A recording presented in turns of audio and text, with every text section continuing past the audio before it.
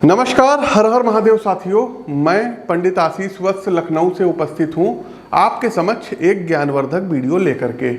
इस वीडियो में हम बात करेंगे देवताओं के गुरु देवगुरु बृहस्पति के स्वरूप की। व बृहस्पति वृषभ राशि में वक्री होने जा रहे हैं, तो सभी राशियों पर क्या कुछ प्रभाव पड़ेगा।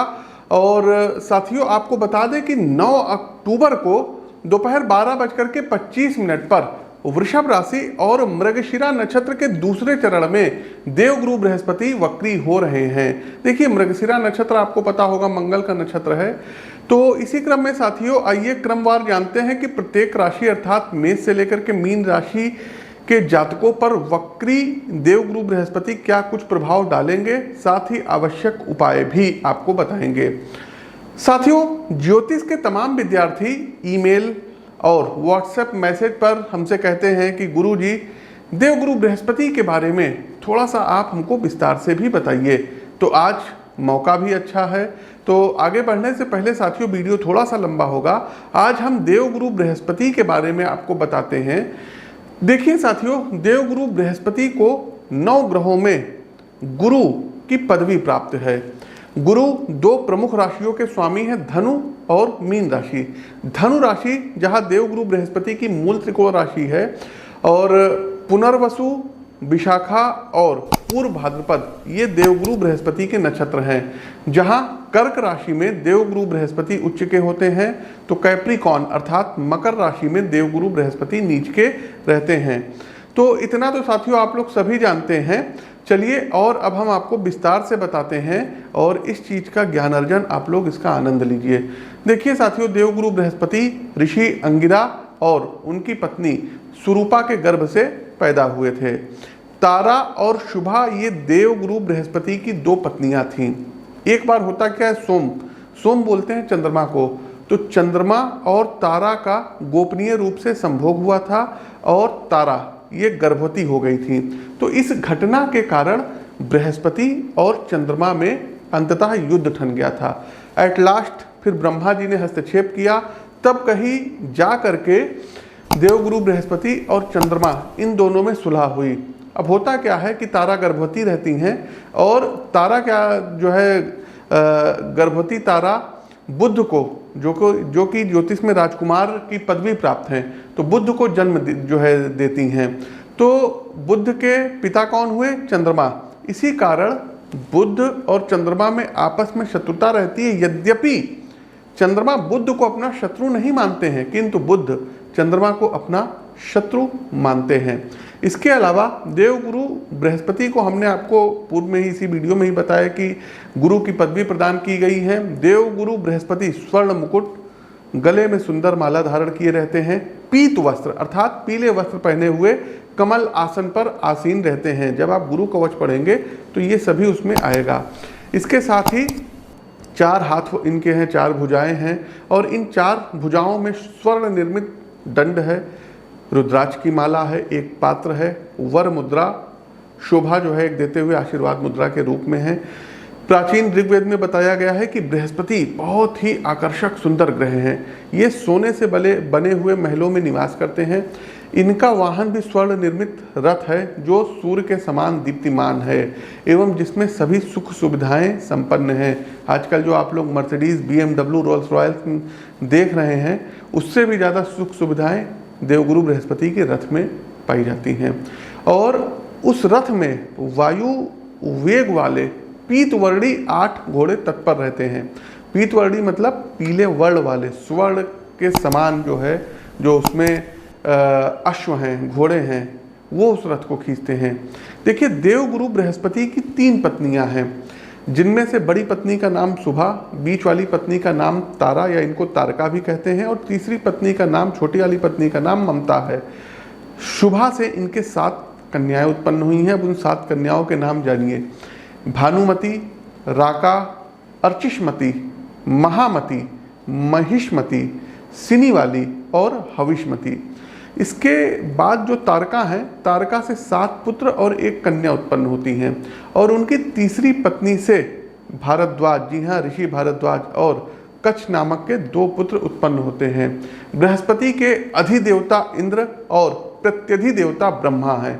महाभारत के आदि पर्व में उल्लेख है कि बृहस्पति महर्षि अंगिरा के पुत्र तथा देवताओं के पुरोहित भी हैं। ये अपने प्रकृष्ट ज्ञान से देवताओं को उनके यज्ञ का भाग या हवि प्राप्त कराते हैं। असुर एवं दैत्य जब यज्ञ में विघ्न डाल करके देवताओं को छीड़ कर हराने का प्रयास करते रहते हैं, तो इसी का उपाय देवगुरु बृहस्पति रक्षोग्र मंत्रों का प्रयोग करके देवताओं का पालन पोषण एवं रक्षण करने में समर्थ रहते हैं और दैत्यों से देवताओं की हर समय ये रक्षा करते हैं, अपने अपने आइडियाज देते हैं। तो कुल मिलाकर के सार ये निकलता है साथियों कि गुरु ज्योतिष में अगर देखा जाए तो ये आपके बड़े भाई को रिप्रेजेंट करते हैं। आपके अंदर का जो सात्विक ज्ञान है ये इनको रिप्रेजेंट करते हैं। आपके अंदर की मेंटेलिटी, बौद्धिकता को प्रेजेंट करते हैं। शैक्षणिक सफलता आपको क्या मिलेगी, आप शुभ स्थानों में प्रवास कर पाएंगे कि नहीं कर पाएंगे। एक मल्टी डायमेंशनल प्लैनेट हैं गुरु, जिसका मानव जीवन की तरक्की से जुड़े लगभग हर पहलुओं पर गहरा प्रभाव रहता है। कहते हैं कि जिसका तारणहार ज्योतिष में देवगुरु बृहस्पति बन जाता है उसे तीनों लोकों की शक्ति मिलकर भी परास्त नहीं कर सकती है। ये मेरी बात आप लोग कहीं अक्षरशः नोट अवश्य कर लीजिएगा। एक अकेला गुरु केंद्र में यदि बैठ जाए, उच्च का हो जाए, तो सभी दोषों का नाश भी करता है। तमाम ज्योतिष के बुक्स में आप लोगों ने ये पढ़ा होगा। तो ये तो था देवगुरु बृहस्पति के बारे में।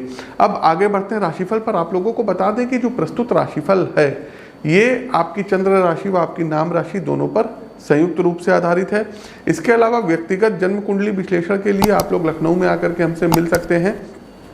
आगे बढ़ने से पहले साथियों, आप लोगों को अब हम प्रेडिक्शन दिखाना चाहते हैं। देखिए, लगभग 2 माह पूर्व मैंने प्रेडिक्शन किया था कि कश्मीर में नेशनल कॉन्फ्रेंस और कांग्रेस मिल करके सरकार बनाएगी, और ठीक साथियों कश्मीर में भी वैसा ही हुआ। आप उस वीडियो का अंश देखिए, उस वीडियो पर भी लगभग 1,10,000 से ज़्यादा लोगों ने व्यू दिया है। लेकिन अभी के तौर पे यदि आप हमसे पूछेंगे कि कश्मीर में पंडित जी क्या भविष्यवाणी आप दे रहे हैं, तो मैं ये कहूँगा कि नेशनल कॉन्फ्रेंस और कांग्रेस ये मजबूत स्थिति में है और मे भी पॉसिबिलिटी है कि ये जो है सरकार बना ले। और लोग भी उसको देख रहे हैं फेसबुक पे, ट्विटर पर @PT आशीष वत्स हमारी ट्विटर आईडी, आप लोग वहाँ जा करके देख लीजिए। ठीक वैसा ही हुआ। तो ज्योतिष साथियों जो है एक परम पवित्र विद्या है। गलतियाँ होती हैं, सबसे होती हैं, हमसे भी होती हैं। हम कहीं दूध के धुले नहीं हैं। लेकिन हाँ, यदि सही जो है गणनाएं हो जाएं तो बहुत कुछ भविष्य का वर्तमान में पता चल सकता है। आगे बढ़ते हैं अब साथियों। देवगुरु बृहस्पति वक्री हो रहे हैं, वृषभ राशि में हो रहे हैं, मृगशिरा नक्षत्र के दूसरे चरण में हो रहे हैं। आगे बढ़ते हैं मकर राशि।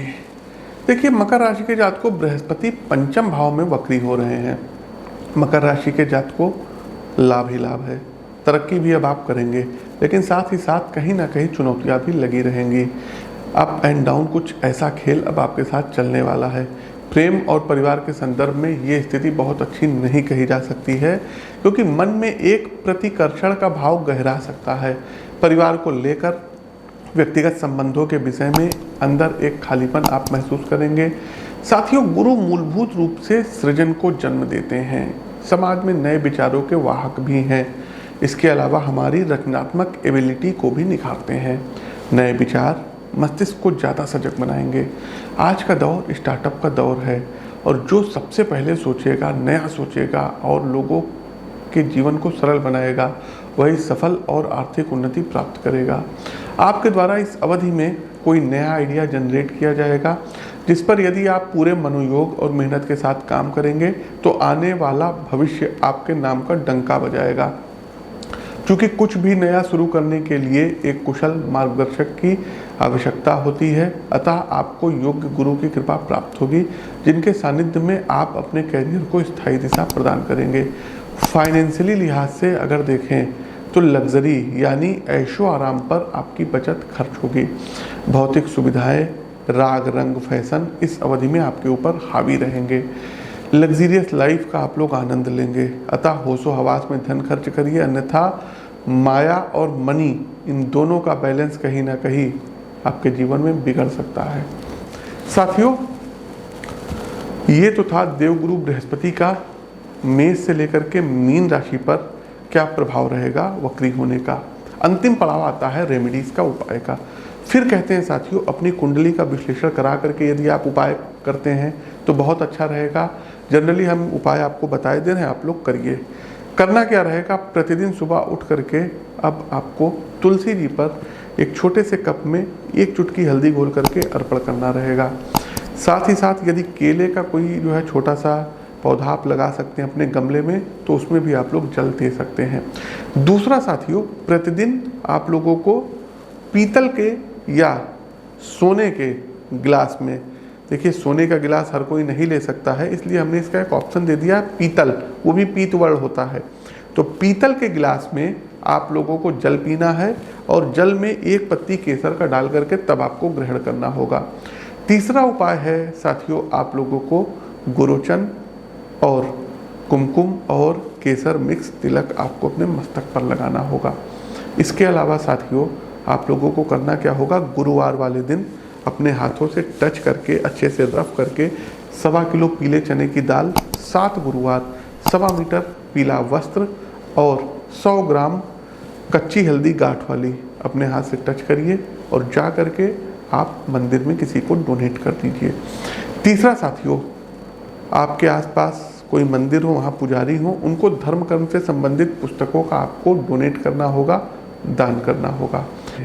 इसके अलावा आप स्कूल कॉलेज जाते होंगे, छात्र होंगे, तो अपने टीचर्स का, अपने शिक्षक का, अपने अध्यापक का पैर छू करके मस्तक पर लगाइए हाथ, आशीर्वाद लेना होगा। आपके घर में यदि बड़े बुजुर्ग रहते हैं तो उनकी सेवा करिए, उनका प्रतिदिन पैर छू करके आशीर्वाद दीजिए। और साथ ही साथ आपके घर में जब भोजन बन रहा हो, जिद करके मम्मी पापा से पहला जो थाल है ना, वो आप लोग गाय के लिए, और यदि कोई साधु सन्यासी आसपास है तो कोशिश कीजिए कि उनको जरूर ग्रहण कराइए। बहुत ही ये पुण्य का काम है। गाय की सेवा करिए और पूर्णिमा वाले दिन गौमूत्र और गंगा जल को मिक्स करके अपने घर में छिड़काव करिए। तो ये कुछ उपाय हैं जिनको आप कर सकते हैं। पीला पुखराज भी आप लोग चाहें तो धारण कर सकते हैं, लेकिन वो पुखराज सिलोन माइंस का होना चाहिए। इसके साथ साथियों 14 मुखी और 5 मुखी रुद्राक्ष, ये दोनों आप लोग धारण कर सकते हैं। तो ये कुछ हमारे टिप्स हैं जिनको आप फॉलो कर सकते हैं। और नहाने वाले पानी में साथियों 2 चुटकी हल्दी डाल करके आपको प्रतिदिन स्नान करना होगा। विष्णवे नमः मंत्र को मानसिक रूप से जप करिए। इन सब उपायों को आप करिए और फिर देखिए कितना अच्छा आप लोगों को लाभ प्राप्त होगा। तो साथियों, हमें दीजिए इजाज़त। ज्योतिष के इस मंच से मैं पंडित आशीष वत्स आप सभी प्रबुद्ध दर्शकों से विदा लेता हूँ। नमस्कार, राम राम।